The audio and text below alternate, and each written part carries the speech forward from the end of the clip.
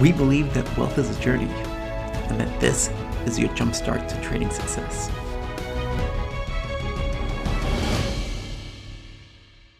Hello everyone, and welcome to the Trader's Mindchat show, where we believe that wealth is a journey and that this is your jumpstart to trading success. I'm Mike. And I'm Melissa. So, oh wow, I am so excited. We got our we're like a real show. I know, cheers. And for anybody who can't see us, we have our new Trader's Mindchat show mug, so we feel very official now. What's the show about? I'm excited about these mugs, Mike. I know, the little things. It's the little things. But we have an amazing show for you guys today. We have Chris Perruna. He is going to be joining us. He has an amazing blog. It's chrisperruna.com. He's mastered the balancing act of trading part-time while juggling a full-time career and family life. And during the day, he's a real estate professional, but he does spend his personal time researching young, innovative companies while investing and talking stocks on social media and on his website. So we can't wait to talk to him today. Yeah, I can't wait to talk to Chris either. Chris is one of the reasons why I'm even here doing this. It's got to be 8-9 years ago when I first discovered Chris. When I started to turn the corner to my own trading journey, just to start to see, like, can this really be done part-time? And then I searched the internet back then, trading part-time, and he came up and we met a long time ago, at Penn history, State. it feels like now. Here we are. So yeah, I can't wait to talk to Chris. All right, great. So before we have Chris on, we're actually going to talk about being a part-time trader. And Mike, as you mentioned, you did start out as a part-time trader many years ago. Just to give a little bit more background as to how did you get started as a part-time trader? Yeah, so I got started a lot like most people get started with this idea that you have a little bit of money, you put it in, and more money magically pops out the other end, like given X amount of time. So that, for me, started in 1999. And I learned the hard way that that's not how the market works, right? Because I had no idea what the NASDAQ was back then. I had no idea of a dot-com bubble. Just put money in, more money magically pops out the other end. So I went to the bank, right? I didn't even know where to open an account. I go to my local bank to open up this account, and so I walk in, I'm like, I want to buy stocks. And they say, don't want to buy stocks. That's way too risky. What you want is this. And they hand me this basket of mutual funds that they have. And so I'm like, oh, okay. So I sit there and I'm flipping through the pages, and manager walks by and he's like, hey kid, well, what are you doing? Nobody reads those. No? Okay. So I start flipping through it a little bit faster, and I'm like, okay, I'll take this one, and this one. It's like a couple of different stock funds and a bond fund. And I thought, well, I'm being smart. I'm letting a professional manage my money. Loads of diversification. Like, each one of these funds has like 100 different things in them. And I had loads of time because I wasn't planning to take this money out until years later, when I would graduate. So from there, I took the money that I had saved. I had $5,000, and I'm like, all right, starting with that and watch it grow. In about 6 months, I was up somewhere about 10%. And again, I had no idea about the dot-com bubble or any of that stuff. Yeah, or like how the stocks were going up. Like, this is amazing. I just made money. Yeah, like so many other stocks, the indexes, they're up like 100%. Like, here I am with 10%. I'm like, yippee, not knowing any better. But I'm like, wow, I'm a genius for having done this. So I'm in earning my bachelor's, and my studies start to pick up. I was a sophomore then, and it's like, all right, well, the professionals are managing the money for me, and I'm diversified. Let them deal with it. I'll focus on my studies. And then 2002 rolls around, and I'm ready to take the money out, go out, buy a new car. Thought that I would have a nice down payment, maybe even be able to buy the car outright with it. But I didn't have 10, 15 grand, not like I thought. I didn't have 8 or 7, or I didn't even have the 5 that I started with. I was all the way down to 4 grand. I'm like, what in the hell happened? Oh no, you lost money. How does that happen? Loads of diversification, professionals managing it for me, and years. Waited years for this, and here I am with less money than I started. So I took the money out, went home, and I cried. And that was my introduction to stocks. Oh wow. Well, most people probably would have run for the hills. How did you even get back into this? It was a long journey, a lot of trial and error. I thought that I would go and start to study again, and I started watching all the CNBC gurus and started reading some of their books, and I started to build my own spreadsheets and things like that. And I'm like, I'm not going to trust anybody ever. I'm just going to do my own work, right? And so I'm like making this Frankenstein kind of a system.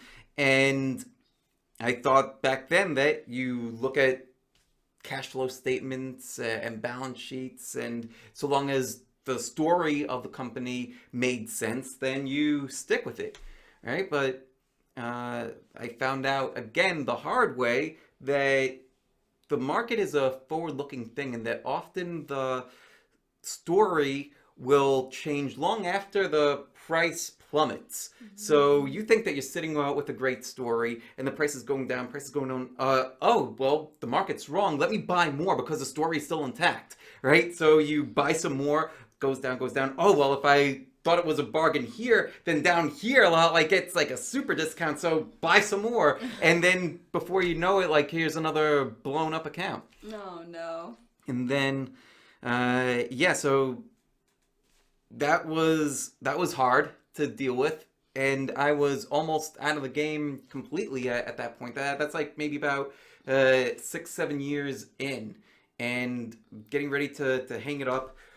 Later on, And you're working full time at this point too, right? yeah. At that point, let me think. Yeah, graduated, working full time, and then getting ready to hang it up, go to grad school, start another job with what I was getting my master's in. I got a master's in MBA in healthcare administration, and I just started a new job with that, being a fund manager, right? Like nothing to do with trading stocks, but just managing research funds, grants, philanthropy, that kind of thing. And my coworker, right, happened to be a former Wall Street guy, was like, hey, now that you're middle management and you're making some money, you should go and take some of that and put it into the market. Hey, no, I've had my I've had my taste of the market. No, thank you. He's like, well, what were you doing? And I explained it to him, and he's like, well, you haven't tried this. And the book that he recommended, one of the books that he recommended, was actually that one, that green one sitting right there, How to Make Money in Stocks by William O'Neill. And so I went through that, and it's like, wow, this stuff actually makes sense. Right? Like what O'Neill did was he went and he studied all the big winners going back to like 1880, I believe. And what he found were there were certain common characteristics among the stocks that would go up several hundred or even a couple of 1,000% in a relatively short period of time, meaning a year or a couple of years would have those kind of moves. And he found there were certain fundamental characteristics, and there were certain characteristics that on the chart, right? So looking at the chart and seeing like, different patterns and things like that. And he would look at it as it being market psychology on parade. That was one of the quotes that he has in the book. And the reason why is because the market is really a reflection of hope, fear, and greed of all the collective people that are participating. So it's this massive case study of psychology. And so when I started to put those pieces together, it's like, wow, this makes a lot of sense. But again, still did not trust professionals, going all the way back to that first thing at the bank.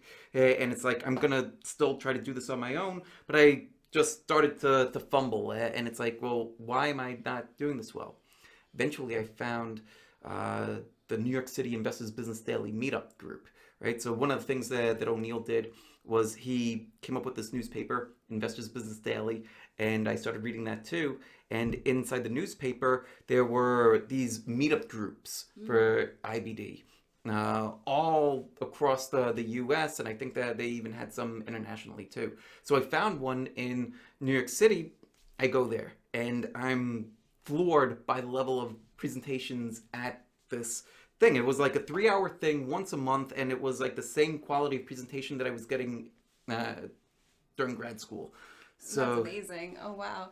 And this was when you were already working in the city, so it was just a great way that you were able to just go after work and be able to meet other like-minded traders. like pre-COVID, Oh, right? Like so, this is going back about 10 years now, and it was the group was all volunteers, and it was run by a guy that had just started a hedge fund, a couple of other full-time traders, and then there were a lot of other people of different experience levels. Some new people like me, some people with a little bit of experience, a lot of people doing this stuff on the side. And so I went there and I started to see like, wow, we're all kind of doing, we're all trading the same methodology, but everybody's doing it in their own way. And that's when one of the many light bulbs went off for me. It's like, okay, I need to take this, but apply it to my life, my style. Like, how can I do this? And so for a year, I was going to this group and was studying and trying to apply different things this way, that way, and making it work for me. And then after a year, I went back to those same leaders and I said, hey guys, I've learned a lot this past year. Thank you so much. Here's what I'm doing. Let me show you. And they were so impressed with what I was doing that they started to adopt some of what I was doing, and they invited me to be a leader of the group.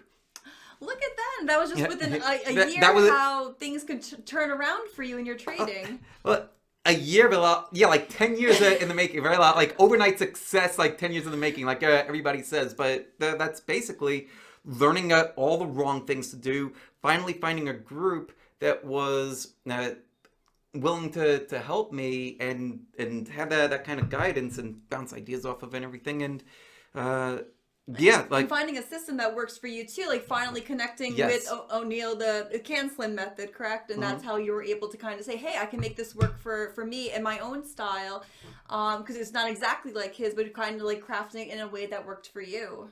Yeah, exactly. Well, and one of the early mistakes that I made with Canslin was and O'Neill was trying to treat it like a recipe, right? Like a cookbook. And it's great to like in the beginning you're going to try to copy success, but in the end you want to model success, meaning like you need to make it your own. You need to customize, right?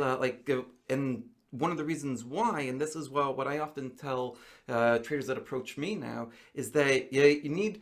Whatever you end up doing, it needs to do three things, right? It needs to fit your trading beliefs, it needs to fit your trading goals, and it needs to be something that you can execute well, right? If any of those three are missing, then it's not going to work, because you can only act on what you believe in. Now, let's say there's a day trading strategy, but you think that day trading is way too fast and it doesn't really work, and that's your mindset about it. Well, I could show you a day trading system that can generate 100% a year, let's say, but you wouldn't be able to execute it because you don't believe that it's going to work. So whenever it starts to work, you would end up self-sabotaging it.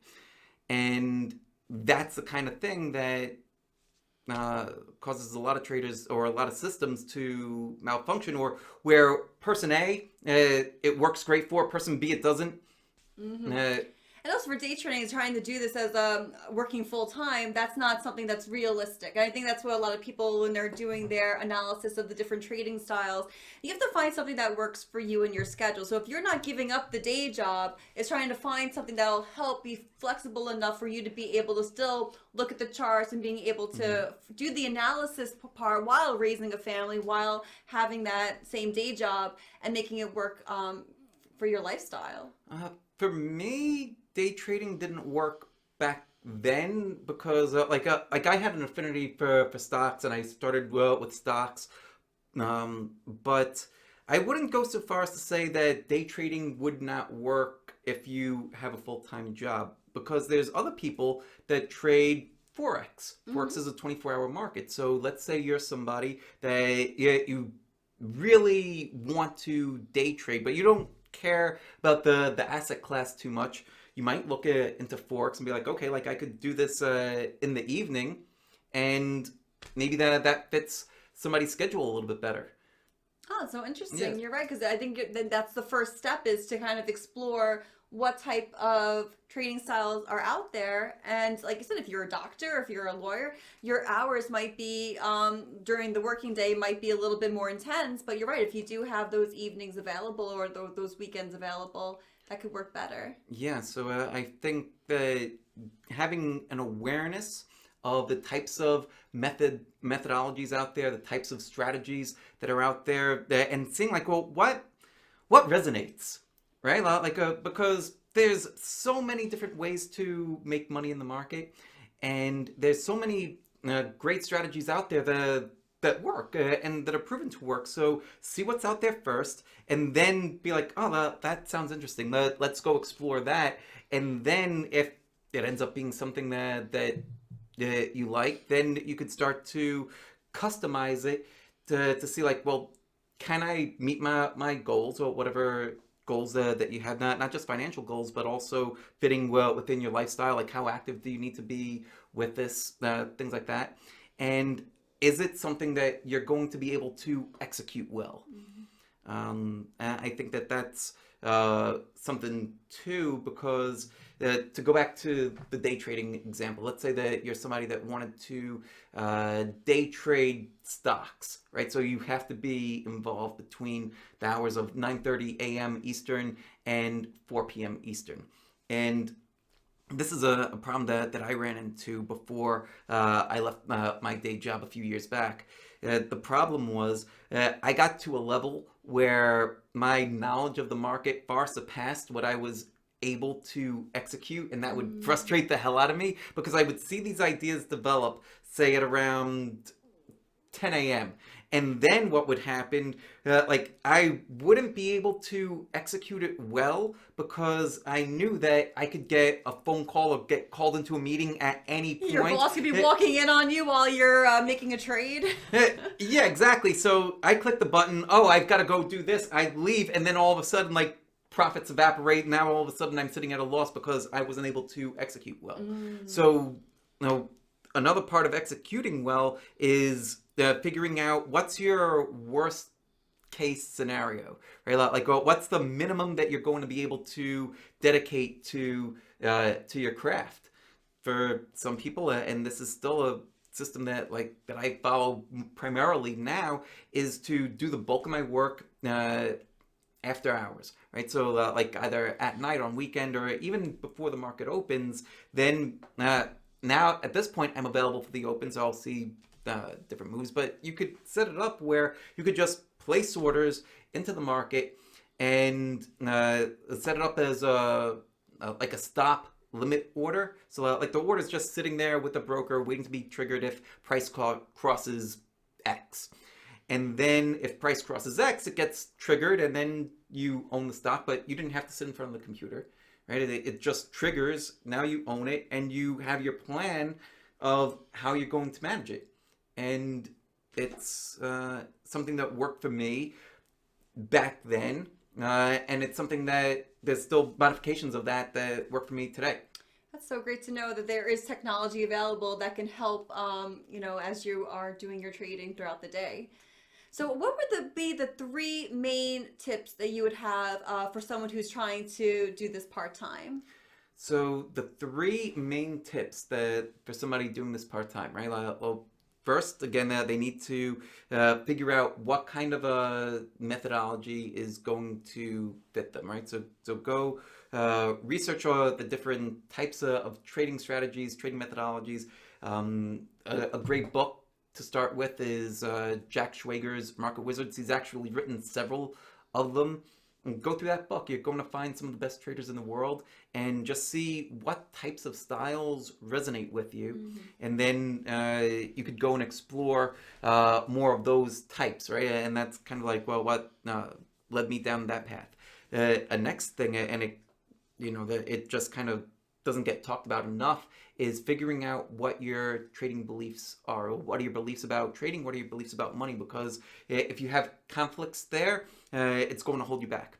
And most of us are not fully aware of what our beliefs are. That's why we wrote the Mara Mindshift Guide. So available on Amazon. yes, cheap plug. But yeah, if you are unaware of what your beliefs are, then they can show up at inopportune times. So go through the exercises in that book and gain awareness. And it's great because even as a beginner trader, or even for all different areas of your life, like by doing these type of exercises, you're just going to have a much better awareness about what you really want out of either your career or out of your trading.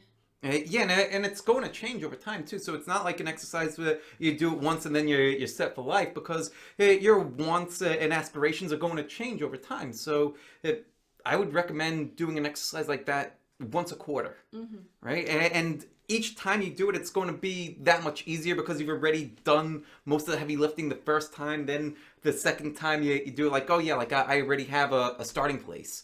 So I'm doing that, and then figuring out, well, what can I execute well, right? Like, well, what does my most hectic, crazy day look like, and then managing for that, because that day will happen. And if you have significant money on the line and that day happens and you're not prepared for it, then that could lead to disaster.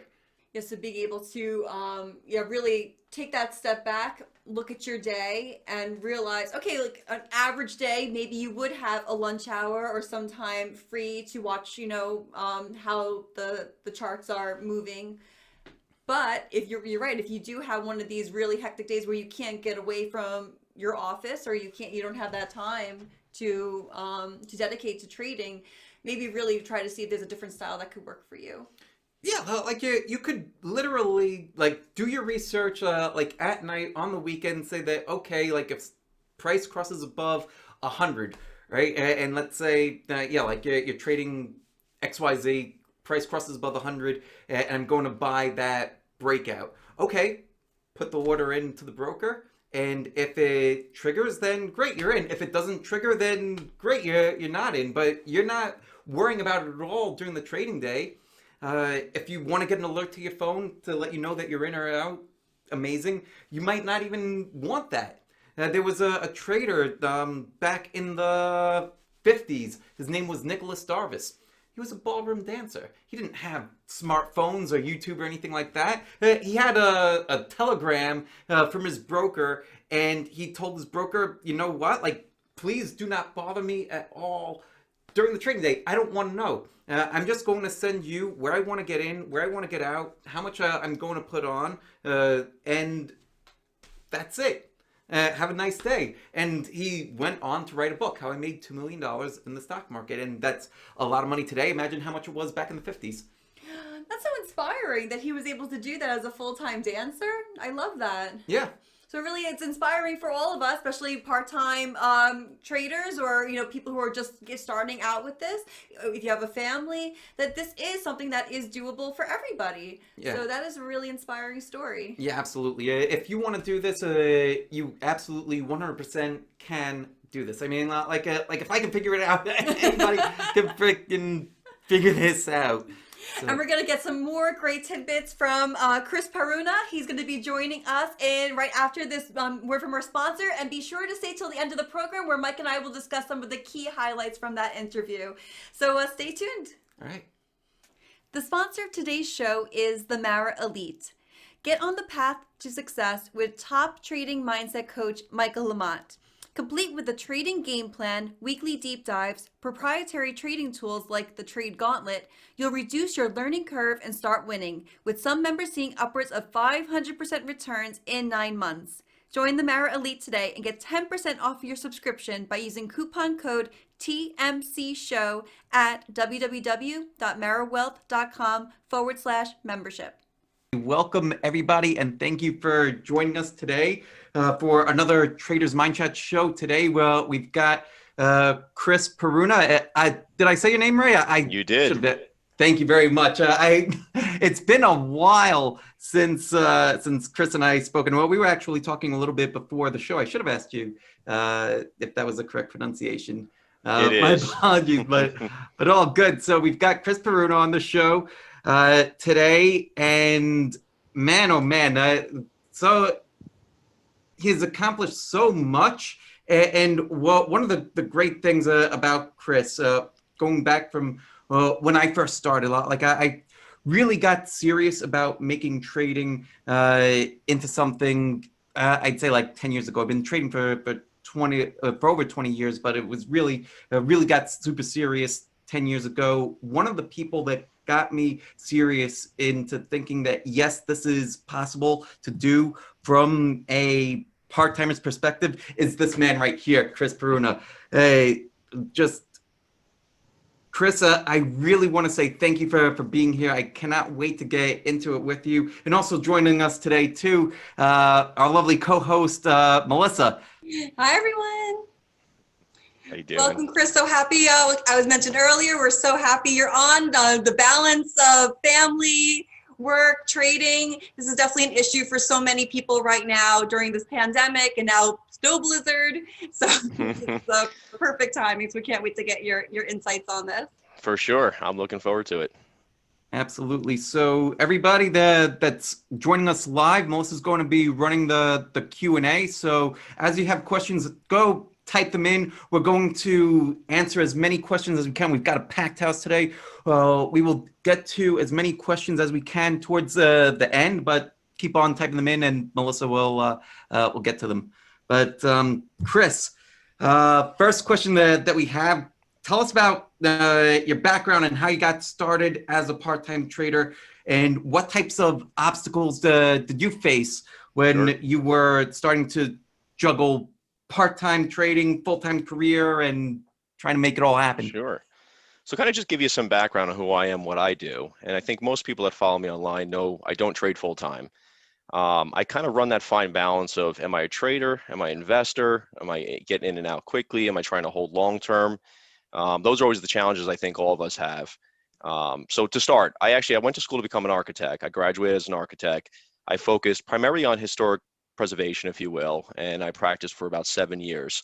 I graduated in 2001.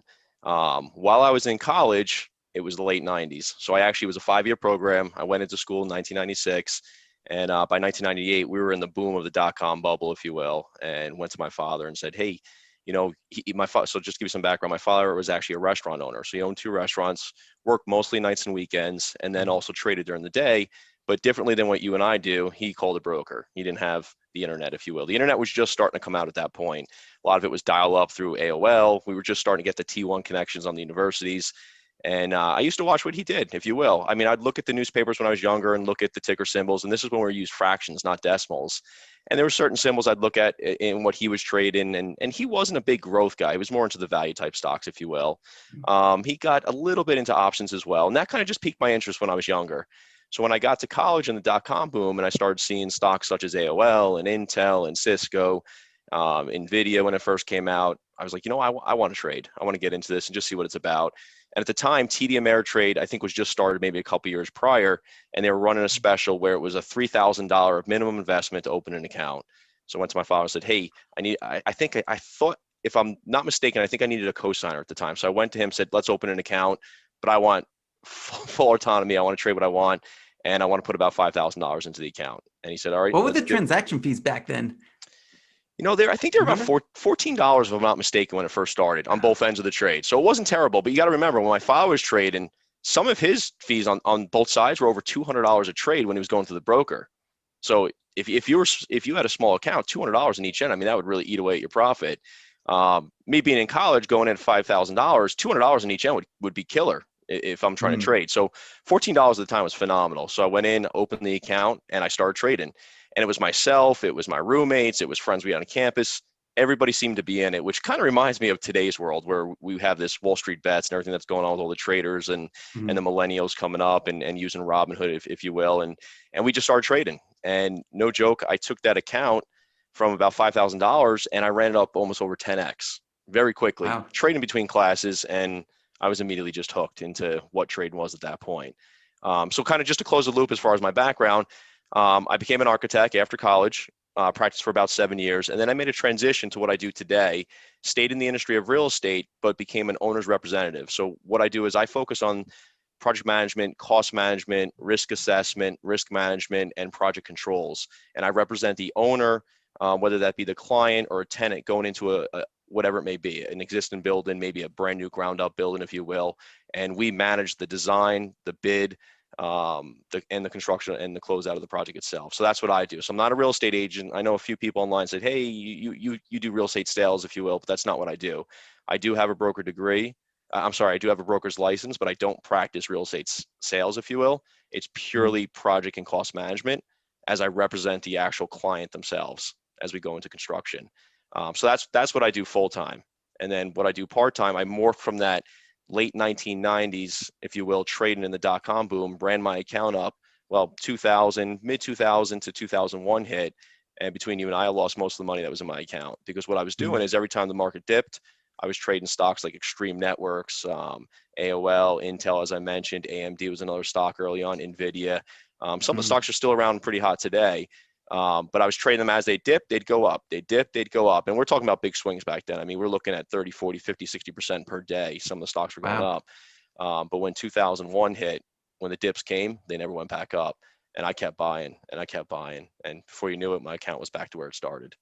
So that was the end of those days. So I graduated college at that point and lost most of my money. Fortunately, I was in college and I didn't have a substantial amount in the market, but it was a good life lesson as far as what could happen in the market when we get into a bubble. And it was right around 2002, 2003 when I kind of sat back and said, you know what? I actually want to learn how to truly invest at this point. I want to trade a little bit, but I want to learn how to invest. What just happened to my account? How did I run it up so easily? And then how did it just vaporize so easily? And that's when I started to study about the market. So I've been trading since 98, so it's over 20 years at this point, but I'd say I truly started to dive into the details of the market 2002 to 2003. Started reading a lot of books. I started subscribing to Investors Business Daily. I started subscribing to Daily Graphs. Ironically, I got a big Daily Graphs 100-year chart on the wall back there behind me. And then eventually Daily Graphs became what's now, as we know, Market Smith, if you will. But that's where I really started my education as far as how can I learn to get into growth stocks? How can I learn to kind of appreciate a small amount of money that I want to put into the market? And how do I protect myself from those massive losses that we had in 2000, 2001 and move forward from that point? So is your style still reflective of O'Neill, or how is it?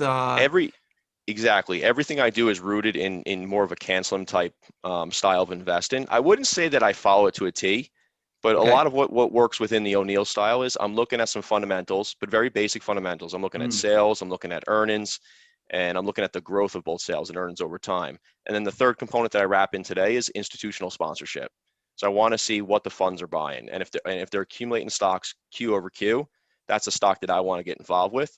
And then I wrap in the technical analysis. I'm very basic when it comes to charts. I mean, a lot of people can get into a lot of indicators. I really like to look at a daily chart, a weekly chart.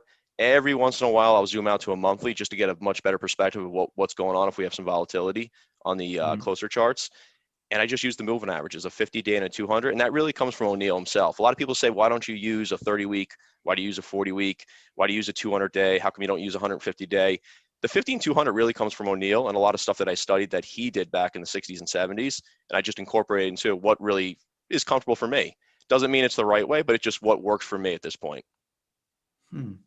So how did you go about developing your own style over time? Was it a little bit from O'Neill, a little bit from somebody else, or like was it your own research or back testing? How did you come up with your rules, and what types of things are you following now? Yeah, so not much back testing in any way. I mean, I messed around some software from time to time, but I can't give much credit to back testing, if you will. It was just really reading the books of O'Neill, getting into Weinstein, maybe Darvis, Mm-hmm. eventually Mark Minervini, who was a disciple, get into Market Wizards. And Market Wizards was a good series. The first couple books that came out from Market Wizards, just to see what folks were doing from a trend trading standpoint versus a day trading standpoint versus trading other markets, whether it be commodities or currencies or whatever it may be. And I honed in on equities and said, I'm very comfortable with equities, and I'm very comfortable with looking at the trend itself. I'm probably never going to buy something at the bottom. I'll probably never get out at the top. But Right. I think in my mind, my opinion, it's fairly simple to identify a trend, whether it's up or down, or if you're just trading sideways. And if it's starting to move up and you're starting to gain momentum, get on the trend and actually just ride that trend. Now, how long do they go for? We don't know. I mean, that's something none of us know. Right now, here in 2021, a lot of people are screaming we're at the top of the market. There's a lot of people entering the market. A lot of people think we're seeing these topping signals. Maybe, but sometimes the market does the exact opposite of what we all think. So if everyone thinks it's topping, maybe we have another 6 months that's going to go a lot higher. I don't know, but you have to look for the signals, if you will, and then really kind of make your decisions based off those signals. So most of what I learned from that Can Slim development and How to Make Money in Stocks, which is O'Neill's book, and I have a couple different versions on that bookshelf behind me, it's I'd say 90% of what I do today is still that. Is just really kind of focusing on what he did. The difference of what I did in the early, let's say late 90s to early 2000s, I was in and out a lot more. I did a lot more swing trading. Not really day trading, if you will, but swing trading from weeks to months, where what I think I try to do now is go from months to years. And in a growth account, maximum 1 to 2 years. I don't really hold stuff in the growth account longer than 2 years. Right now, Square and Tencent are really the only ones that I bought in 2019, if you will, that I'm still holding to this point. And a couple of those, if they're going to stay in my portfolio over time, I'll start to kind of filter them out and say they're really not my growth account anymore. It's more of a long-term hold. And then I'll get younger, more innovative companies that will kind of cycle into the growth account. And just to be clear here on the show and what I say on Twitter, I have investments outside of my growth account, but I only really focus pretty much 98% of the time on my growth account on Twitter. And part of the reasons for that is followers and eyeballs. That's what gets you followers and eyeballs. And if anyone says to you they're not on Twitter for followers and eyeballs, they're probably telling a little fib there. But we're all there. We all like to grow our followers, and we all like to get our likes and retweets and all that. But it's really what the action is. If I was talking about Apple, Amazon, Johnson & Johnson, and my Walmart holdings every day, I probably wouldn't have much interest from folks. So how much time are you spending like if you a common question that I get a lot too is about if you're trading part-time out, like what type of time commitment are you doing it? Well, when are you Right. doing the work, and like when are you like how do you manage that part of it? Sure. So I do work full time during the day for the most part, business hours, if you will. It's a flexible industry what I'm in, so I can kind of balance and go back and forth if I need to. And with the smartphone in my pocket, I mean, I can get alerts. I can make decisions if I have to midday. I try not to, though. I try to go more of that Nicholas Darvis approach where, you know what, I don't need to see the market during the day, and I don't need to see the market every single day. And there are times, even on Twitter, I'll go quiet for a few days just because I'm busy elsewhere and I can't really focus on the market. I can't really put some tweets out. And then there's other times I might put 15 tweets out in one day just because maybe I'm less busy elsewhere. It's really aftermarket quotes. I don't need to see the stocks during the day. And there's a lot of noise during the day. There's a lot of program trading when the market opens, a lot of program trading when the market closes in the first hour and the last hour. And there's a lot of dullness during the day. You really just want to see where the stocks are at the end of the day. More importantly, the end of the week. I do most of my study during the weekend. I'll sit down on a Saturday morning, kids are doing what they're doing, the wife's doing what she's doing. I'll take a couple hours and I'll just go through a lot of charts and I'll go through a lot of fundamentals just to say, and when I say go through it, it's going through the screens. I have certain screens that I've set up within MarketSmith, and I don't have any sponsorship with MarketSmith. It's just a certain product that I use that I just really enjoy, and it does what I need it to do based off a lot of that Can Slim, if you will. It's built into a lot of their screens. And I'm looking for certain indicators to say maybe a stock should be going on my watch list. Maybe I should be purchasing the stock. Maybe a company I own, the sales are starting to slow. Maybe I should start thinking about getting out of it and going to cash or moving that money elsewhere, if you will. But it's late at night, usually after 9 o'clock if the kids go to bed. So I have an 11-year-old and a 7-year-old. So typically they're going to bed in that 9 o'clock hour, if you will. Once they go to sleep, and if I'm not doing something with my wife, I'll log on, spend an hour or so. And that's usually when I'll tweet out some information. And one good thing about Twitter nowadays is you can schedule your tweets. So a lot of times I'll do work late at night and schedule tweets at certain times and just shoot the stuff out, unless it's a live tweet. If I see something like today, I did a quick Uber tweet Uber had a purchase today of a company that's going to be, I guess, delivering alcohol door to door. So the stock was up between 6 and 8%. I did a quick tweet and said, it's working out fairly well. But most of my research comes after the market at nighttime, end of the day, but more predominantly on the weekend, if you will. And I only need a couple hours a week to really see what I'm doing. If I miss a couple of days or even miss a week, it's not a killer for what I do, which is a little bit more longer term investment, if you will. So Uber it has a liquor deal going on. How did you find out about that? Was that that's not something that you could screen for in MarketSmith, right? Like they don't have like a liquor screen, do they? No. So actually, believe it Haven't or come not, across that one yet. my news feed is Twitter, so it's who I follow Okay. as well. So I follow a lot of great accounts. You're one of them, of course, and that's not Oh, to thank you. blow your head up there, but no, there's a lot of good accounts on Twitter. I get a lot of my information from folks on Twitter, whether it be traditional media or just kind of just folks that have just really good streams, if you will. I don't subscribe to any other newspapers. I don't subscribe to the Wall Street Journal, the New York Times. Now, do I read those sites? Of course I do if articles come up. But I look at Twitter, and unfortunately, you have to filter out a lot of the quote unquote fake news that's out there. And I'm just talking about stock fake news. I don't want to get into politics, but just what is real, what's not real. And if you have some really reliable sources, there's information that will come through. So I saw something come through early this morning, and then I went in, logged in, so that it was up for the day. I'm like, I'll make a quick tweet about this. And that was in the middle of actually out in my driveway with 21 inches of snow and snow blowing the snow off the driveway. It's like, oh, look at this, Uber's up 8%. And it was a nice little thing. Yeah, that's a really great way to get information too. A question there that just kind of struck me, and I forget where I've heard this from, but I've heard this many times before. Well, when everybody's saying the same thing, that the market tends to go the other way, right? Like when everybody's kind of leaning on one side of the boat, you tend to fall over.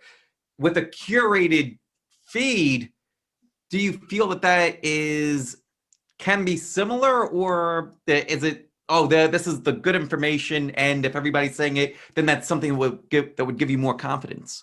So it's a double-edged sword, and I look at it two ways. And what I've noticed as my audience has grown over the last years or so, and during COVID, my audience grew rapidly. I mean, I had maybe 10,000 followers, and then COVID hit, and my account exploded, and it's, 60,000 or so followers at this point. And then people I'm following has also grown as well. A lot of times you get a lot of folks that I follow or people following me are all in the same boat, all buying the same stocks. And it does seem on FinTwit, you got a group of about 20 or 30 stocks and everybody is buying the exact same symbols over and over. In one case, that's good, but I discount that a little bit. I'm looking at the funds. What are the funds really buying? One of the best screens I run is the number of funds that are in a stock, but then the percentage of increase Q over Q of how many more funds are going into that stock going forward. And if you want to dive down deeper, you can get into the details in the SEC documents, or you can go to HedgeMine or some other sites that will give you and say, okay, yes, 10 new funds bought this company last quarter, but this is how many shares they actually purchased, because that's a little bit more important than the number of funds, is how many shares were purchased versus how many were sold. But you look at the sentiment on FinTwit as well and see, does it align? And sometimes it does, sometimes it doesn't. But on the flip side, there's trolls on FinTwit, if you will. I'll block anyone that's just going to be a jerk, if you will, and I just don't want to deal with them. I'm too busy, and I don't want to deal with people that are just going to argue all day long. I'm from New York. I love to mix it up. I love to rile people up at times as well. I love to get on some people's nerves from time to time as well. So I respect that. But there's a number of folks that do follow me that challenge a lot of what I do as well. Why did you go in that stock? Why do you believe this is, like, even today, just Uber? I had somebody said, hey, Uber hasn't made any money since day one. Why are you in that stock? That was one of my comments. And I just said, well, its position's up 76% since I bought it. So it's working. And there's different reasons why I own that stock versus maybe I own a growth stock that actually is increasing sales, maybe 60% Q over Q for the last few quarters. And that's not Uber, if you will. Maybe sales are, but not their profitability. Uber I see as a brand. And one thing I've started to learn later in life, and probably in the last few years, brands tend to do really well, strong brands, regardless of where their profitability is. If you look at an Amazon, you look at a Tesla, I mean, these companies were not profitable for more than a decade each, if you will.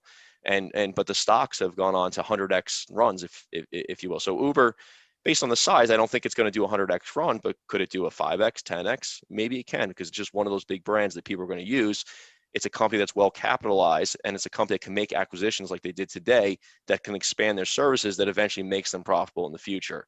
So I'm looking at growth stocks, and I'm also looking at brands. When I say brands, and I call them verb stocks, Uber is a verb stock. I'm Uber into the restaurant. And people have corrected me on Twitter. I use it as a noun sometimes. I'm going to take an Uber, which is more of a noun. But yeah, if you look at Uber, you look at an Airbnb, you look at a Peloton now. I mean, these are brands, major brands. And I'm not making a recommendation for any of these stocks for anyone to buy on this show or online. But I believe in the brands that they're going to stick around a lot longer than a fly-by-night company, if you will. So, what would be some of the signals that would cause you to exit one of these trades? Are you following classic can slim rules, like selling below the 50-day, or like what types of things? What other kinds of rules do you follow? Right. So one thing I used to do, so this is a good thing to kind of circle back to what we talked about earlier. When in the early 2000s, I used a very hard stop, whether it be 7, 8, or 10%, and that was Okay. a hard can slim rule. I got shaken out of a lot of stocks that went on to maybe double up or triple up over time. And just being younger back then, I was perception wise in my mind, I couldn't get back into the stock when I sold it at 30 and now had to rebuy at 40. That's not a problem for me anymore. If I see a stock at 100, I miss it, but then it pulls back, forms a nice base at 200, I'll jump in at 200. Trade Desk is a great example from last year. I bought it at $171 a share. I saw the stock probably $80 cheaper. Originally, just didn't buy it, but I had no problem during the COVID correction to get in at that point, buy it, and now we all see what it's done. I think it's up over 800 again today, and I think it peaked about 900 late last year. For me to sell it, there's a couple things. If sales start to slow and they go below a certain point, if you will, so if a company's doing 30% year over year, Q over Q sales growth, and then it drops to 20, then maybe drops to 18, that's a signal right there that I probably should start to get out. But looking at the chart as well, is it violating the 50-day? And it's not an automatic sell for me if it violates the 50-day. By the time it gets back to the 200, you might be a little late, and a lot of your gains are probably gone at that point. But it's more so, how does it act when it gets closer to the 200-day? Does it catch support, or does it break down on larger than average volume, both on a daily standpoint and from a weekly standpoint? And that's when I'll usually start to cut a stock. This market is unique. Valuations is always something that I've always used in the past. When a stock starts to get overvalued, it's probably time to start trimming the company, if you will. If you look at my growth portfolio right now, I'd say probably 90% of them are overvalued beyond what I'd ever consider 10 years ago. It's just a different market, but I need to be also careful at the same time, because this party will end. Once the Fed stops pumping money into the market, I think these valuations will come back to the real world. And a lot of these stocks are going to correct very hard. When, I don't know. It could be tomorrow, it could be next year, it could be 3 years from now. I don't actually know. But it's just something that I just need to be aware of. And I think people in the market need to be aware of. Some of these companies are trading at 50, 60, 70 times sales. Historically, that's not normal. For a brief period of time, maybe you do that, but you can't do that for several years in a row.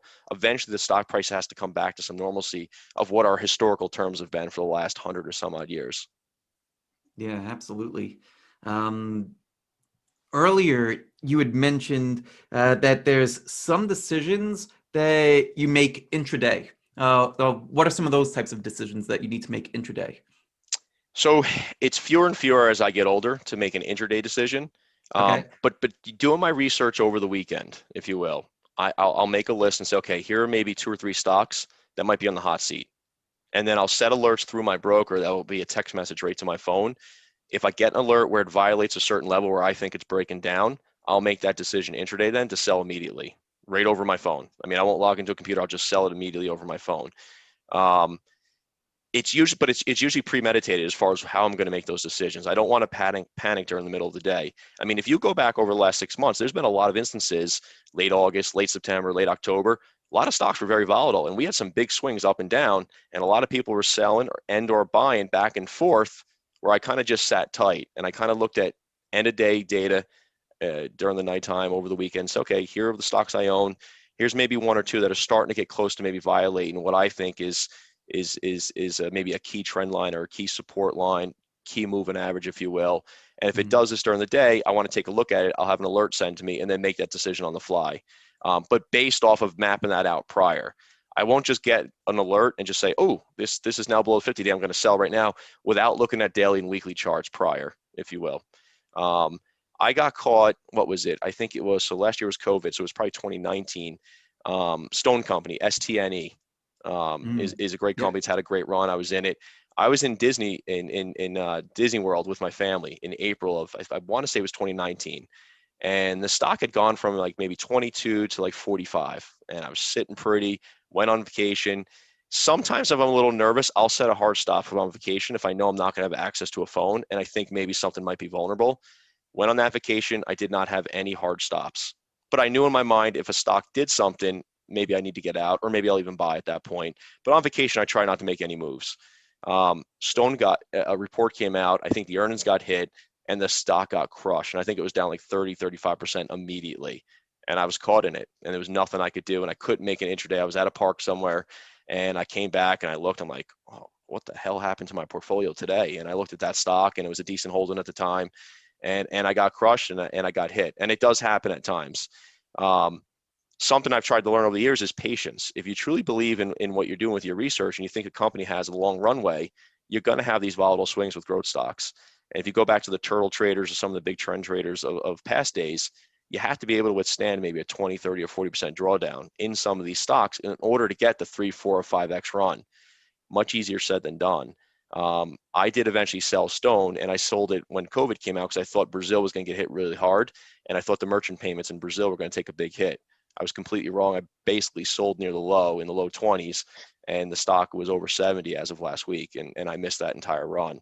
So there are times where I make mistakes or I get caught in a stock way down, or there's times where I think a stock is going to go down, I sell, and then it goes up, and I was wrong, which happens. I mean, as you know, as traders, we're all wrong probably more times than we're right. It's just you got to capitalize on the times when you're actually right.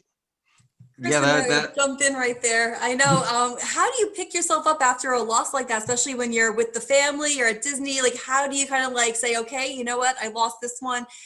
I'm going to get the next one. You know, I'm going to learn from this. Like, how do you get through that kind of loss? So I don't know if this is a cheesy answer, but I think age. I've just become, I guess, more patient, which is taking the losses with age. If I went back 10, 15 years ago, it would drive me nuts. And I also play poker. I'd say it put me on tilt a little bit. And I'd want to make that money back quickly. And I'd want to make it back either with that same stock or a different stock because I'd be upset and angry that I lost. And I think back then it was more about keeping score for me. How many wins versus how many losses. And I think it was over time. And I went to a stock twits convention out in San Diego years ago. And I met a stock psychologist that works with a lot of hedge funds. And he was out there, and we went out to dinner. We were sitting next to each other. And I just got to talking to him a little bit. And he kind of went into that world of how to accept losses, how to be at peace with yourself, and just understand it's part of the game. And I think it's just more with age. As I've gotten older, and I'm not that old, but I'll be 43 this year. I think over the last 10 years, I've just gotten a lot more patient to say, okay, I'm going to have my losses. You just accept them and move on at this point. And losses come in two forms. Losses where you actually have a true loss on your P&L, and you buy stock at 20 and it drops to 15 and you take your loss. Or you have your losses where you own something, maybe it goes up a little bit, you get out because you don't think it's going to run, or maybe it goes down a little bit, you take a small loss, and then before you know it, it's up 100% and you miss the entire run. That actually still bothers me more than the actual losses in my account, is if I buy something, maybe get out, and then it goes on to run without me, because I'm like, I had the idea, I thought I had conviction in the company, but then I lost that conviction, sold it, and then it went on to do what I thought it was going to do. So I think just with age, I've just come to accept it a little bit better over time. And I think as I get older, they don't hurt like deep down as much as they used to. But certainly in the past, it would put me on tilt and make me do some silly stuff. that is you brought back flashbacks of my honeymoon. Well, with that story, very similar situation with silver back in 2010, and it was like it, no, 2011. It had just plummeted, and so we're getting ready for the wedding, and silver was up maybe about 60-70% from where I bought it, and it was like one of those things just this is amazing, kind of like all the stars starting to align. Well, we go on the honeymoon, and I've forgotten to set a stop loss as well. My mind's not on silver. My mind is on having a great time with my beautiful bride. And we come back 2 weeks later, and 70% turned into about 7%. Yeah, that hurts. but it's something that we can come back from. And you obviously have, I obviously have. If you could tell your younger self some of the lessons that you've learned, like how would you encourage a younger version of you? It's Uh, patient. I think it would be patience. And I'm going to give another example. Going back to 2018, part of what I do in my career, I'm always working with big companies, whether they be Fortune 500 companies, up and coming companies. And typically when a company's starting to expand with their products, their services, their revenues are going up, they're looking for larger headquarters. And that's what we manage. That's what I do for a living is I'm brought on board to kind of be their trusted advisor, advocate to kind of go out there, hire the architect, hire the engineer, hire all the other ancillary consultants, build the team, put the documents together, put them out to bid, get our permits, and then we go and construct the facility, if you will. And like I said, it can go into an existing facility, a building, if you will, or it could be a pile of dirt. We'll take buildings out of the ground as well. So oftentimes I get to see when companies are looking to expand and they're going to do something really big. And there's two examples. One is Regeneron Pharmaceuticals. In 2009, myself and my firm went in and we did a pitch, and they were going to be expanding on their campus in Tarrytown, New York. We go in, we win, and we get awarded the job. I start working there in January of 2010, and I start to see the master plan of what they're going to do. Now, some companies will make me sign a document that says if I'm going to trade in their stock, if it's a public company, I need to disclose that, and maybe I can't talk about it. At the time, Regeneron didn't do that to me, but I didn't talk about it much online because I was so heavily involved with what they were doing on their campus. And I knew they had this Eylea drug that was going to come to market at some point if it got approval. For 20 years, the stock traded between 10 and 25. And at that time, in early 2010, it was trading in the low 20s. Long story short, we start building multiple buildings on the campus. We start renovating existing buildings, and we do over 500,000 square feet over a 5-year period. And they become one of the largest employers in Westchester County, New York. Well, little did you know, the stock gets approved, and I'm sorry, the drug gets approved, and the stock runs from 25 to 600 over a 5-year period. And I'm on campus 2 to 3 days a week, every single day during those 5 years as one of my biggest clients. So it was amazing to kind of see that happen. Naturally, the first question, did you buy it at 25? No, I didn't. I did buy, but I didn't buy at 25. I bought a little bit higher, but then I got a big piece of that run. But I saw it firsthand. Fast forward to 2018, I'm sitting in Morris Plains, New Jersey, and I'm pitching another client, and I'm there with the architect and the engineer in my firm, and the company's called Immunomedics, and IMMU is the ticker symbol. And we go through the pitch, and they explain to us what they're doing and this new breast cancer drug that they have coming to market, and they need all these brand new facilities built. And in my mind, I'm like, oh my God, this is Regeneron all over again. I need to buy the stock. So literally, I go to the parking lot, I look the company up. It's trading at $9 and change.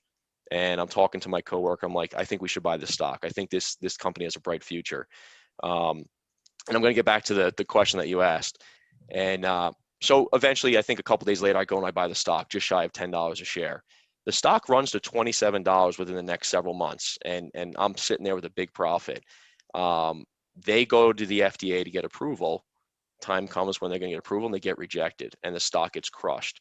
And that $27 stock is now back to $12 a share. So I'm looking at a $10 cost basis, and I actually I should say my cost basis went up over time because I started buying more shares over time. But I had this cost basis that started below 10 and then started to increase over time as the stock went all the way up to 27. I'm sitting in a very healthy, profitable position, and literally overnight it gets crushed and it's back down in the low teens again. I did sit in it learning some lessons from the past that sometimes they'll rebound and bounce back. Stock bounced back to about 18. I got out, made my profit, and said, I'm done with this company. I'm like, I don't know what's going to happen. They've never brought a drug to market. They're never going to make this work. Little did I know, they went ahead, they fired the CEO, they bring in another industry veteran. He comes in, he kind of reorganizes everything. My mistake here, and this goes back to the patience, this is what I would tell my younger self, is have some more patience and have that conviction. That's what I try to do with a lot of my positions now. If you truly believe in the story and you think it's going to pan out, is he came in and they didn't fail because of the drug. They failed because of the facilities. And by the way, my firm didn't get hired, this is kind of a little sweet story, because I think if we did, maybe their facilities would be a little bit better. Their facilities actually failed the FDA inspection. So it wasn't the drug that was the issue, it was their facilities that was really the issue. Now they had to get back on the docket, and it was going to take more than a year to kind of get back there. I lost my patience, sold out. Well, 2020, they got bought out for $88 a share. And you remember, I was in below $10 a share for my initial buy, but I lost my patience and I didn't get that full run. I sold at 18 thinking I was great with maybe like a 60% gain with my cost basis, 100% gain from my original buy, but the stock went 10x from where I initially bought. But it took a couple years. So from 2018 to 2020, it took 2 years for them to fix that company and eventually come to market. And I think to this day, they have a preliminary approval from the FDA, but their drug is not on the market yet. So they're not profitable, but now they've been purchased by a much larger pharmaceutical company. So what I tell my younger self is, and what I try to do now, so hopefully 20 years from now, I can say, oh, I finally learned that lesson. Be patient and have some conviction in your positions, and learn to kind of ride those waves of volatility that are going to happen. Don't just sell because some bad news comes out. One last, I guess, example I can give you is Teladoc, which is now my largest holding in my growth account. Amazon announced that they're going to come into the market and they're going to compete against Teladoc and anyone else that's doing what they're doing with telemedicine, and they're going to come to that market. And traditionally, Amazon usually crushes a lot of their competition. But if you kind of get rid of the noise for a minute and you go back and look, Amazon's tried to enter probably 20 different markets and they failed at more than half of them. And you have to understand that Teladoc is really the leader at this point, and they just bought a much stronger company in Livongo, which was a great holding for me last year, and say, is this just noise? And the stock jumped down probably maybe 15%, or is this an opportunity to buy more shares and strengthen your conviction in the stock itself? That day it dropped down to the low 180s. I bought more shares. Right now we're trading up, I don't know, mid 200s, if you will. And the stock's going to be volatile going forward, but it's that lesson to say, have that conviction. If you've done your proper due diligence, you understand the fundamentals, you understand the market the company's in, and you understand the runway the company may have going forward. If you look at the market cap today and what do you think the company may get to, well, you can kind of translate into what you think the return is going to be on the stock. And you hold through those drawdowns. Sometimes it works, sometimes it doesn't. And that's where you have to be careful. Is I'm a discretionary trader. I don't program trade. I don't have a system that trades for me. I kind of, it's discretionary in this growth account, if you will. And I do my research fundamentally, then I kind of look at the charts technically, and I look where I really want to get in. And then I kind of roll with it from that point. And sometimes it works, sometimes it doesn't. So as I've given a few examples today, sometimes I sell too soon. Sometimes maybe I sell too late and I'll take a much larger loss. I had a couple losses last year in 2020, which was a great year, where Luckin Coffee, it was a fraud company at the end of the day, but I took a big loss, and maybe some signals were there before I made my sell, but I had to take a loss a lot lower than I wanted to because the bad news had come out and I was still there holding my shares because I didn't have any hard stops in. So it does happen, but if you have a couple really big winners in your portfolio every year, it wipes away all those losers and then some. So it's really, it's not a big deal. I think with trend following and trend trading, you're going to have a couple stocks that are going to go up 4, 5, 6x, and then you're going to have a basket of or a handful of stocks that are going to give you losses, but they take care of themselves. Yes, that's one of the key rules of trend following. You need to have your winners pay for your losers, so keep the losers as small as possible and allow the winners to run. Do you 100%.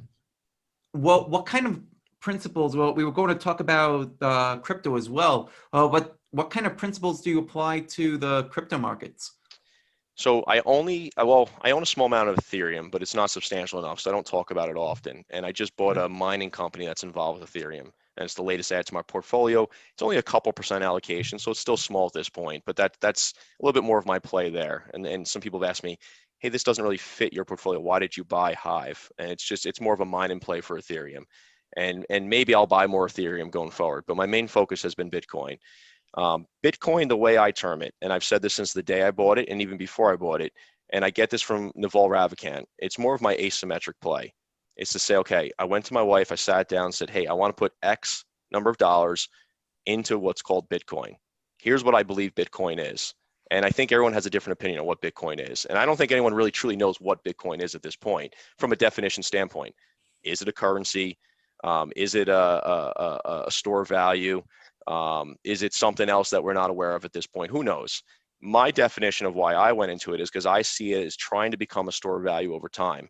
It's very volatile today. It has been for the past decade. Now it's been the best performing asset, if you want to call it an asset at this point, over the past decade. But I see it as a store of value, as not competition to the US dollar and not competition to the euro or any other national currency, but more as competition to gold and some of your traditional hard metal commodities, if you will. Where can I store my money where it's a little bit more fungible, it's a little bit more transportable, it's digital, if you will. So I don't have to physically store gold somewhere in a safe, safety deposit box, in a safe in my house, or wherever it may be. I could put it on a USB stick. I can put it into cold storage on a cloud through my broker, if you will, which is where I store my Bitcoin at this point. And I see it as a store of value that eventually will kind of stabilize with some of the volatility. But because of its fixed supply, I have a feeling, and I think it's starting to pan out at this point, that there's going to be a high demand for it, and it has a fixed amount of supply. And once institutional investors and once corporate individuals start to get involved with it, and perhaps even governments, with that fixed supply, I think it's going to drive the price up substantially over the coming years. And so I initially bought a little bit of Bitcoin, a little bit of Ethereum in 2017 when you had all that hype that was going on. And I bought it on the way up in the fall of 2017. And then we all know it all plunged and it came down 90%, if you will. I didn't touch it in 2018. And it wasn't until the summer of 2019, after I read a book by Ben Mesrick about the Winklevoss twins. And then I listened to a couple podcasts. Nick Szabo was one of them, Naval Ravikant, and there was a few others that I listened to and had read online as far as what they truly thought Bitcoin could become and what it was at this point. And it was still in the first inning of the game of what we think maybe Bitcoin becomes in the future. And that's when I started accumulating my coins at that point and buying the coins direct. So I own the coins. They're stored through the Gemini platform in their cold storage. So I made multiple buys between July of 2019 and December 19. My best buy was actually December at about 6,600 and change. And that was the last coin that I bought at that price.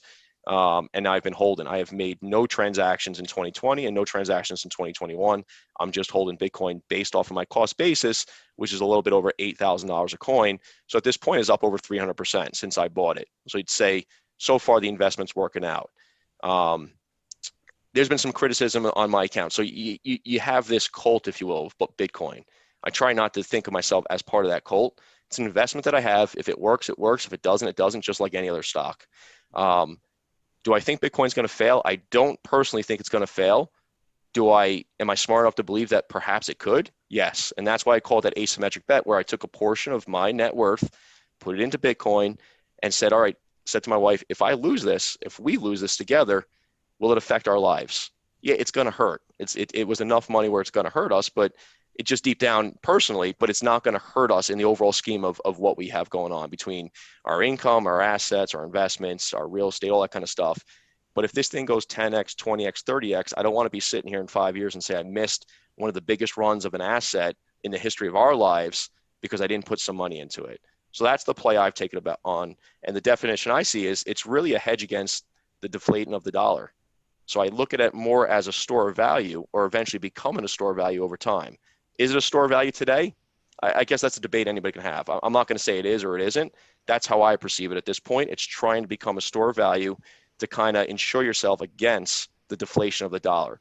And the more money the Fed prints and the more money every other government around the world prints, the more I think folks are going to gravitate towards some of these assets, if you will. So that's my play on crypto and Bitcoin. But it's a very electric environment out in FinTwit if you talk about Bitcoin. You basically have a line right down the middle. You have your people that love it, and you have your people that hate it, and they just like to fight with each other. And I think that's dumb. I think it's really dumb. I think it's an investment like any other stock. Either you like it, you don't, you put money on it, you don't put money on it. End of the day, it's either going to work or it's not going to work. Your P&L at the end of the day will tell you if it works out. And right now, anybody that bought Bitcoin in 2019 is up. And actually, technically, anyone that bought Bitcoin before the peak at late last year is showing a profit at this point, because the peak was traditionally 19,000 and now we're trading up near 35,000. So every person that bought Bitcoin prior to that last peak is now in the black. So the investment's working at this point. Do I think it's going to become a currency? My personal opinion is no, I don't think it's going to become a currency. I think you'll be able to transact with things in it, but I think there's going to be other tokens, other coins that may be built on the back of Bitcoin that really becomes the transactional piece of it. I don't think Bitcoin itself is going to become a currency, but that's my opinion. And I could be wrong there as well. We'll see. So, well, when you own the actual coin, well, what's your opinion on some of the ETFs, or maybe purchasing it through a broker like Robinhood, where you don't actually own the Right. coin? Well, what are your feelings on So that? And I say this cautiously because I have some friends that are investors in Robinhood. I don't like what's going on with Robinhood. I don't know all the details either. We'll see how it flushes out. I have none of my money in Robinhood, so I'm kind of just a bystander on the side. Whether in Robinhood or any other account where you don't physically own it and you're trying to just trade in it, if your sole goal is just to trade it, just understand when you buy it through some of those brokers, you don't own the physical coin and you're just trading it for profit or loss at that point. But if you know that going into it, then it's fine. But if you go into a Robinhood and you're buying your cryptocurrency, and again, I don't have an account there, so I don't know all the details. If you don't truly own the coin itself, if a company like Robinhood they lose their liquidity and they go out of business, you're probably not insured for your Bitcoin. You're most likely insured because of your equities. I mean, most people should be insured up to $500,000 of equities they own through the U.S. government or whatever branch that actually insures that. I don't think it's FDIC; it's something else. But I think you're insured there. But you might not be insured through your cryptocurrencies because it's a separate asset, if you will. So I would just double check on what the rules, the regs, and insurances are through those types of brokerages if you have your money there. I prefer to own the coin myself, and I prefer to have the option if I need to take it offline, I can. I literally can take it offline and store it in a safety deposit box or store it in my house if I want on a USB stick that is completely offline. And I know those are my coins, if you will, in my own personal wallet or my own personal stick. If you go GBTC, which is more like an ETF for Bitcoin, I use that to swing trade from time to time. So if I see things are getting volatile and I think something's dipping and maybe it's going to jump up 20 or 30%, I've done it multiple times over the last year where I'll actually buy it through my brokerage account as a stock, if you will, and then just trade it that way. Because transactional fees for buying and selling Bitcoin itself on the main exchanges, they're not cheap. I mean, it's a percent of what you buy. So if you're buying $10,000 worth of Bitcoin, you're paying a nice little fee there to buy it. So if you want to trade the stock with no commission, I think trading it through GBTC is the way to go at that point. But also know there's a premium put on GBTC because Grayscale is the one that owns the Bitcoin behind the scenes, and they're charging the investor a premium in order for them to own that and then trade it as an ETF on the market. Now, it's built into the price, so it's not like it hits your account personally, but it's the way that price fluctuates, and it doesn't follow Bitcoin one-to-one, either up or down. But I think they're very useful tools for somebody to trade that doesn't want to maybe get into the Bitcoin world. One problem with Bitcoin right now is it's still like the wild, wild west. When you buy it, and if you have a coin, whether you keep it in cold storage online or you take it offline, there's a million questions as far as what could happen. Can it get stolen? Can it get lost? How do I use it? How do I get back on? A lot of things that people still can't answer fully. I know some people that are really involved in it can, but your everyday average person like us, we can't answer all those questions yet. Where when I buy an equity on TD Ameritrade, I know exactly what's going on. I know when I bought it. I know what I'm insured for. I know how I can sell it, how I can get rid of it. It's very straightforward. It's very regulated, and it's fully insured. Bitcoin's not fully there yet. I don't think any of the cryptocurrencies are. And I think what detracts from Bitcoin and maybe Ethereum, you have all these, what I call, and I sorry for the language, all these shit coins out there. And you have all these joke of coins, and people are going in there and they're speculating. And I think 99% of them are a complete joke, and I wouldn't put any of my money in any of them, even just to speculate. It's just, to me, it's not worth it. I think you stick with the ones that are going institutional at this point, the ones that have stood the test of time. Bitcoin's 12 years old this year. So you start to get into that Nassim Taleb Lindy effect. The longer it sticks around, or the longer it's been around, is the longer it's going to stick around going forward. So I think there'll be full adoption there. But there's going to be a lot of volatility. And if you look at Bitcoin, it follows a 4-year cycle. So it usually runs up and then it takes a significant hit. So if you own Bitcoin right now, it's in the run up. I mean, it was below $10,000 a coin just 6 months ago, and now we're up over $30,000 a coin. It hit 40 recently, and it's basing right now. But the coin might run to 100,000. I don't know if it will or it won't, but when it gets there, it's probably going to take a 50% hit. And I think people that own it just need to be prepared for that. And it goes back to the patience. If you're playing the long game and you think Bitcoin's going to become worth $200 or $300 or $500,000 in the future, well, you're going to have to sit there and sit through some large, substantial drawdowns. And can you mentally and physically in your gut take those drawdowns at that point? And also know on the outside chance that is that the final say? Is that drawdown the drawdown that's going to take it to zero? I personally don't think it's going to do that, but I think we're going to have some big drawdowns going forward as it continues to go up in value. That's fantastic. I really appreciate you being on here, Chris. I want to get to some of the questions in the Q&A that people have been patiently waiting for. Sure. Melissa, well, what questions do we have from the audience? We have a bunch, but I just wanted to quickly add, Chris, I love that you had that conversation about Bitcoin with your wife. I love that communication. And before making any big decision like that, making sure that you both were on the same page, I think that is crucial, especially whether you're a part-time or full-time trader and you have a family, and just being able to keep that communication open. I think that's wonderful. Okay, so Big thing with family. It's a lot. My trades that I make in my growth account, I pretty much make them on my own. Every once in a while, I kind of just give her an update what's going on. She's not very interested just because stocks aren't her thing.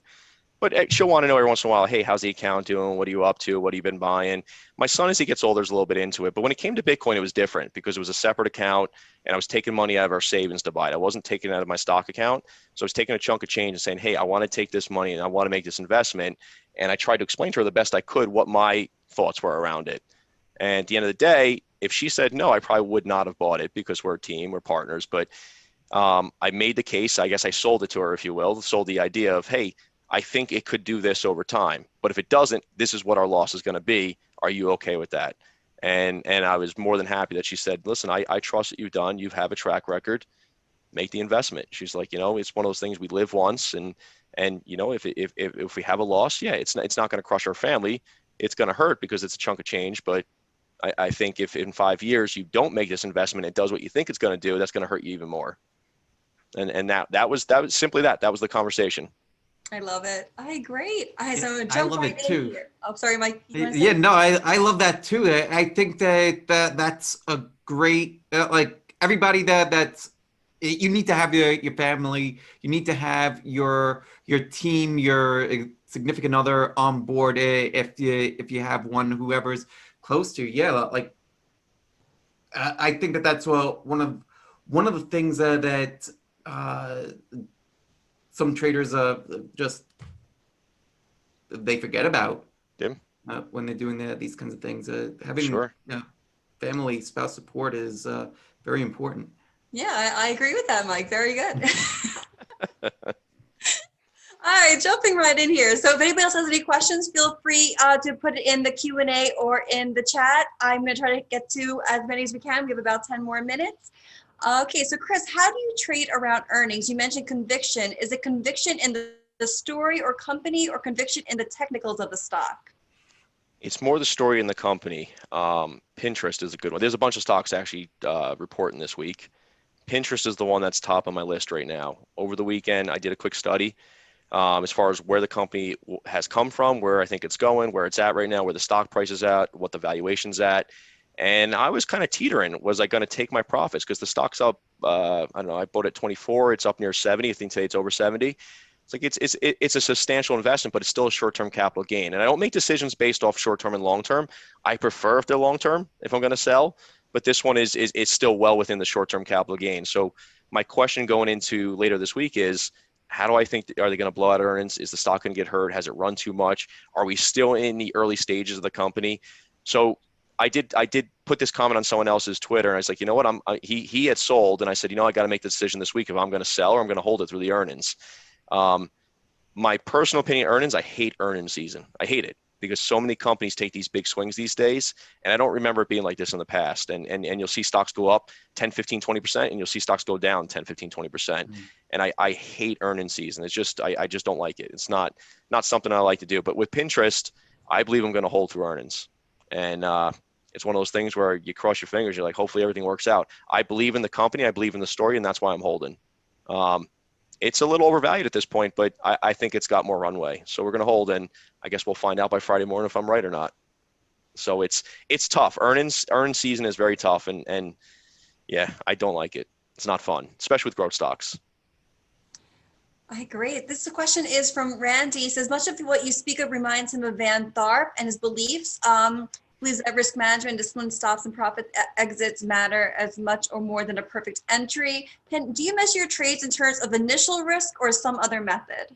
I do initial risk. So I did read Van Tharp when I was younger, and he has a concept of 1R. And if you make a trade and stock's at 10 and it goes to 20, you've made a 1R profit. And then you kind of use that against what you could possibly lose in the stock. So usually you want to make 3 or 4R or 2 to 4R in a stock versus what your loss could be. So I do look at stocks when I buy them, and I get in how I allocate my percentage within the portfolio of how much I want to buy. and what my position size is going to be. So there's two things. I don't really go off expectancy because I'm not a systems trader. So I don't have the volume to really get there and understand what my expectancy is going to be over a course of a year or 2 years or 3 years, but it's more position size. How much can I put into a stock where the position makes sense, where if it doesn't work, it's not going to hurt the overall portfolio and I can withstand the loss within the portfolio. Anyone that follows me online notices that my largest positions in the growth portfolio don't really exceed 10 to 11 or 12%. Right now, Teladoc is over 11%, and I'm not going to trim it. But last year, I did trim 4 different stocks that started to get up near 10%, and I cut them in half, took my profits off the table because I felt more comfortable having the position size smaller. Now, I will note 3 of those 4 stocks continue to go higher. Now, I still own them, but I left a lot of money on the table by trimming the stocks. But it's a comfort level for me to have that position size. We have a question about with Bitcoin. What web do you use for trading Bitcoin? And do you have a wallet that you recommend for storing BTC and ETH? So I use Gemini. Gemini is actually owned by the Winklevoss twins, who became famous based off the Social Network movie with Facebook. I like the company, A, because it's in New York. B, it's insured in the state of New York. I am born and raised in the state of New York, although I live in Jersey now. And did my research, and I feel like they follow all the regulations and protocols as best as possible for this new asset that's out there. I bought my original Ethereum and Bitcoin from Coinbase. I ran into a couple issues with Coinbase when the site wasn't working well, and that's why I moved away from it. Now, Coinbase, I believe, is going to go public this year. I do still think it's a great company, if you will, that where you can buy and host your crypto, if you will. I just happen to prefer Gemini at this point. And again, no affiliation with them. I just, so far, everything's worked out really well. Knock on wood. I haven't had any issues. I store my coins in their cold storage. Okay, this comes from one of your FinTwit followers. He says, thank you for your transparency and helping them and everybody else who follows you tremendously. How do you approach projecting valuations on some of these relatively new companies? One example is BB or the genomics plays. Some reputable accounts talk about these companies going 5 times in 5 years. How do you personally go about estimating future growth in these nascent companies? It's tough. It's a lot of it's a guessing game. And a lot of it depending on what metrics you're using, you can come up to where you think they're going to go to over the future. I think the key thing for me is I'm looking for companies, and I do my annual trends list. I'm looking for trends in industries and then trying to pick the best stocks from those industries that I think can grow over time. I know Kathy Wood does a really good job with this as well, and she just put a great report out about a week, or I think it was last week, as far as what she thinks maybe the top 10 trends or so are going forward. So whether it be electric vehicles, genomics, I don't know, drones, whatever it may be, whatever you 3D print in, I kind of look at the industries that I think will grow and that are still in the infant stages now, and then seek out what I think are the best companies in those industries and then buy them. One company I own right now is Fastly, and Cloudflare NET is its competitor. I think sometimes in industries like that, you don't pick a winner between the two, own both of them. So if you have $5,000, I'm just saying that number, and you want to put it into one stock, split it and put $2,500 in each. I mean, maybe they'll both win. One might win more than the other, but it's almost impossible to really determine who the winner in industry is going to be. This was always the argument in the early 2000s. Was it Intel or AMD? Who was going to be the ultimate winner? And I think long-term, Intel became that winner, but here we are 20 years later, and AMD's having a nice run here. So you just don't know who's going to win. So sometimes when you're looking at a really strong industry that you think is going to grow over time, and there's multiple stocks in the industry, buy the top 2 or 3. And then allocate your money that way. That's just my opinion. All right, great. Do you have aspirations of trading or investing full-time and to quit your architecture job? No. No, I think one thing you just have to do is understand yourself and what you're capable of doing. I think from staring at a screen all day and just from a stress level, I wouldn't want my money wrapped up in the market as my main income. I make a great living doing what I do in the real estate world, and I have that constant income that comes in there. And the money that I have in my growth account, or any of my money I have in my 401ks, my IRA, the index funds that we have for the kids, or even the crypto account, that's there to kind of just appreciate over time. So it's there for me for later on in life, whether it be 5 years from now or 20 years from now. I wouldn't want my main income to ever come from the market. I think it'd be too stressful for me. I don't think my mental makeup is there to be a full-time trader. It's great awareness. Definitely. I think, Michael, I mean, everyone's just got to be self-aware for what works for them. I think and that's one key thing you can say here is when you're in the market, whether you're a day trader, a swing trader, a trend trader, or value investor, whatever it may be, you have to just figure out what suits you best. It's the self-awareness of what's comfortable, what allows you to sleep comfortably at night. And I think that's why I position this position trade the positions I have and the way I do. It's also why my growth account, which has grown, I mean, my growth account did really well last year, where it was roughly 20% of my overall liquid investments that are out there. It's probably closer to almost 30%. I say it right now, it's about 25%, a quarter of my overall liquid net worth. But my growth account, which is my most active, is overall just a small piece of all my investments. It's roughly 25 to 30% right now. So if that account went down 30% tomorrow, you got to understand it's 30% of only 30% of all my investments. And people say, well, what are your other investments? I have a 401k. My wife has a 401k. We have an IRA that we transferred over years ago, which I can trade tax-free. So I have individual stocks in that account. That's really my family account. Those are the stocks that I'll buy with the kids now as they're getting older. So if my daughter loves Disney, we'll buy Disney. If my son loves Amazon, we'll buy Amazon. More of your traditional type accounts. And then we have an index fund for both of the kids. They both have their own index fund. And that's just money that we allocate every month. We put money into it. And that's just for them for when they get older. And then we have company stock with a company that my wife works for, and that's separate. And then, of course, now the crypto account. And then anything we do real estate, I've had rental properties in the past. That's completely separate. And I barely ever talk about that also online. I kind of keep that private. But the growth account is roughly a quarter to 30% of my assets. And that's what I talk about 98, 99% of the time online. It's also the most exciting. That's great. And you actually answered a couple other people's questions about that, about what other growth portfolios you have. So that was perfect, that you showed how you diversify it across different accounts. I love that you're getting your kids involved too. Like if they're interested in Amazon and Disney, like that's a great way to get them interested in learning about the stock market as well, especially at a young age. Definitely. So I'm going to end with one more question and then I'll throw it back over to you, Mike. So what was your aha moment that really turned your trading around? Do you think there was like a light bulb moment that you had of when things started to click? So it did. We started to talk about this a little bit earlier. So it's twofold. It's number one, understand that you're going to have losses, and don't treat this like a sport, like baseball or football. We're trying to keep score of how many wins and how many losses you have. That doesn't matter. But with that said, it's also number two, understand what has worked. So Michael mentioned back testing before. Kind of keep your own personal journal of what you do every year, and then start to understand what works and what doesn't. Where were your best trades? Why were they your best trades? And sometimes I'm better than I am at other times as far as writing the details down why I buy a stock. And I keep it electronic. All right, I'm going to buy XYZ stock. Here are the reasons why I'm buying it. And then you look back 4 or 5 years later, you're like, wow, either that was a great insight or what the heck was I thinking back then? Why did I think that?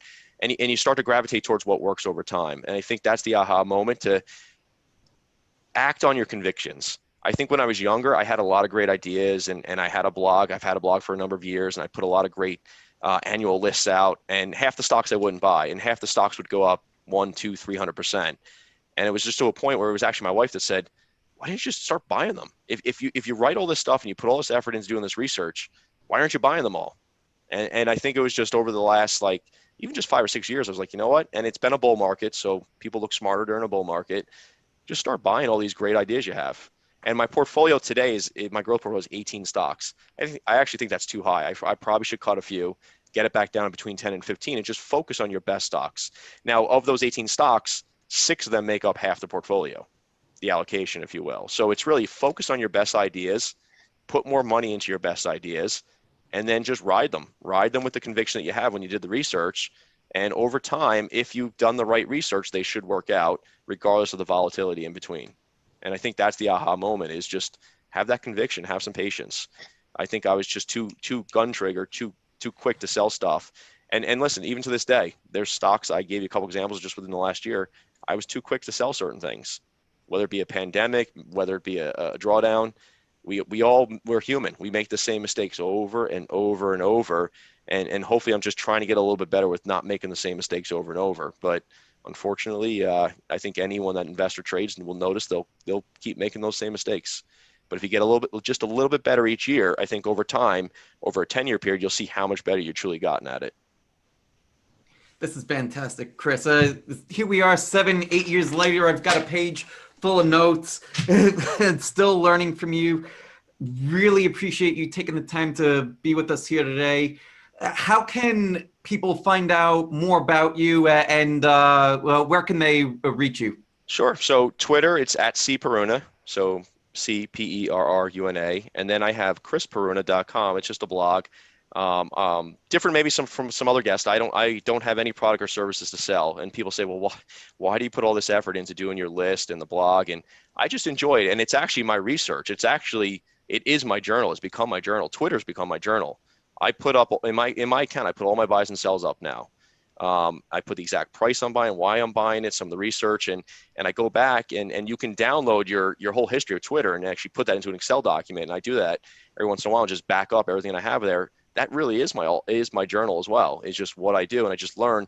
And when you put yourself out there on Twitter, you're putting yourself out there for a lot of criticism. And as I said earlier, trolls. A lot of people are going to question what you're doing, why you're doing it. Pretending maybe you're going to do something. I've been on Twitter since 2009, and people are like, well, he's just building his audience so he can sell something. Well, it's been 12 years. I'm not selling anything. And there's nothing against selling something. I think if the previous question, Melissa, that you said, if I ever went into trading full time, I would probably have to sell something, whether it be a service, whether I did seminars or coaching, because I'd want that constant income, that more secure income to kind of come in with what I was doing from the investment world as well. But because I have that income outside of the market, I don't have the time, and B, I just don't have the drive to go out there and sell something. So you can find me on Twitter and you can find me on the blog. And that's chrisperruna.com. For anybody who doesn't know, it's a great blog. Definitely check it out. Yep. And then Twitter, and I'm very engaging. I mean, come chat. Come. I think the best thing about Twitter is you can be interactive with just about anyone you want in the world. I mean, whether I mentioned Naval or Taleb or Elon Musk. I mean, you got the richest man in the world who's active on Twitter, and then you just have your everyday common people like us that are active on Twitter. And I think it's such a great platform, minus some of the negativity that's out there. Yeah, absolutely, Chris. You're a gem, and I appreciate you being here with us today. Thanks again, man. Thank you, Michael. Thank you, Melissa, as well. Thank you so much, Chris. And thank you to everyone in the audience. And any questions, any follow-ups, feel free to catch me on Twitter. And if there were some questions that weren't answered, I'll definitely answer them there when I can. Amazing. Thanks again. Thank you, everybody, for being here. And we'll see you next time. Thank Take you, care. everybody. Much love. Peace Thank out. you. Bye. Bye. Wow, that was really something. Wow, it was so interesting to get that perspective from a part-time trader about how they manage this with a full-time career as well as with 2 young kids. I mean, it's just incredible. Yeah, I mean, Chris is a fountain of knowledge, and I continue to learn even more from him. Like, for example, I didn't really know about the security, the insurance on crypto at some of the major coins versus doing it with Robinhood. It's something that I need to look into because I have been trading crypto pretty lightly through Robinhood. So that's something Good to know. yeah, something that's good to know. But yeah, I fall more into the trader camp. I've been holding my Bitcoin position now for a little over a month and a half. I caught the breakout in December. But yeah, I still consider myself more of a trader versus what he's doing, which is more long-term holding. But yeah, still super important to know about these things. Absolutely. And I love that he even said that having patience is key. And he mentioned that a few times, that he learned to, when you're balancing having a family and a career and not being so, attuned to the market, throughout the day, that when he went to Disney World, for example, with his family, he forgot to set his stop loss, and he had that, that big loss, and, to not let that really impact his trading and his attitude. Like, that took years and time for him to be able to say, you know what, you're going to have losses. Now he learned that he can make sure he sets that stop loss the next time around, or even just be patient, just to give it a little bit more time and maybe to hold a little bit longer, because maybe there will be that bounce back. Yeah, another great strategy for traders too, and I do this as well, is to have a checklist, like a going away checklist for your trading account. So checking stop losses, checking trading plans, anything that you need to do for any of your positions, have that all written out beforehand. Double check it before you leave, and then go on, because yeah, otherwise you might come down to really nasty surprise when you get back. Oh man, I think that ties back to my other key insight that I got out of this was, when he lost everything in college, like, he didn't really have the knowledge base yet. Him and a bunch of his dorm buddies were like, let's go, let's do this trading thing. Saw some, immediate profits, and he saw, oh, I'm getting the hang of this. And then when he had that big,